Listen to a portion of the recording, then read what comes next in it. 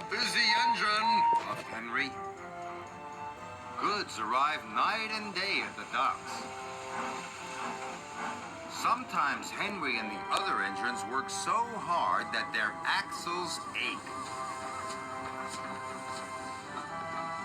Sir Topham Hatt brought in a new engine to help with the heavy workload. He was long and had 10 drive wheels. He looked very strong. This is Murdoch. He's going to be pulling freight on the main line. Ahoy, matey! Shouted Salty. Welcome, Murdoch, called Harvey. You're the biggest engine I've ever seen, cried Thomas. You're a chatty lot, Murdoch said quietly. Soon Murdoch was coupled to a long, long line of heavy freight cars. His boilers strained, his wheels started to turn, and the mighty engine chuffed away. Murdoch longed for some peace and quiet. But everywhere he went, it was noisy and crowded.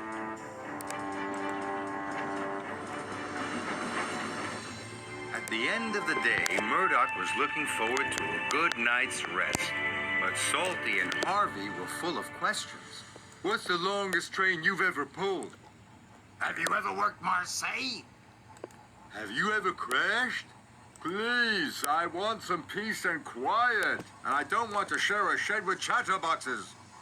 No need to be rude, huffed Harvey. Hey, we're only being friendly, matey. The next morning, Murdoch collected another long, heavy train.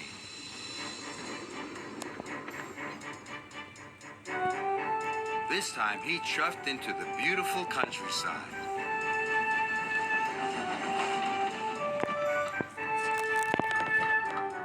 It was splendid. At last, he had some peace and quiet.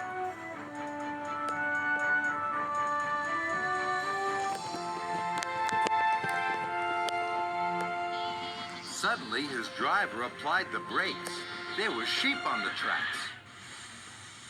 The sheep escaped from that field, said the driver, through that broken fence. The driver and the fireman tried to chase the sheep back. First this way, and then that way.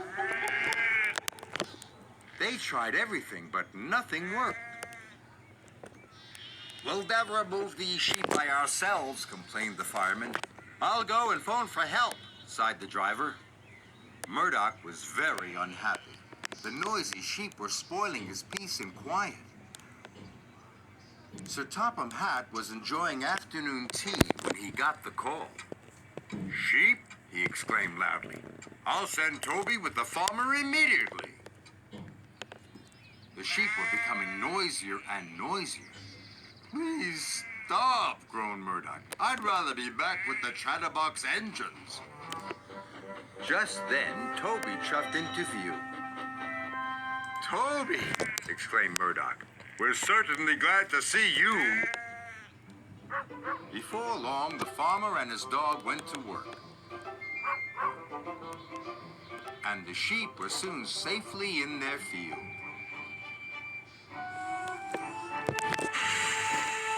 And Murdoch was on his way again. Thanks, Toby. That evening, Murdoch parked between Harvey and Salty. But Murdoch spoke first. I'm sorry that I was cross, he chuffed. I'm very pleased to share a shed with you. And we're very pleased to have your company, said Harvey. Aye, we are, added Salty. It reminds me of a story. Murdoch smiled. The sound of ba-ba would have kept him awake, but a Salty story would send him happily to sleep.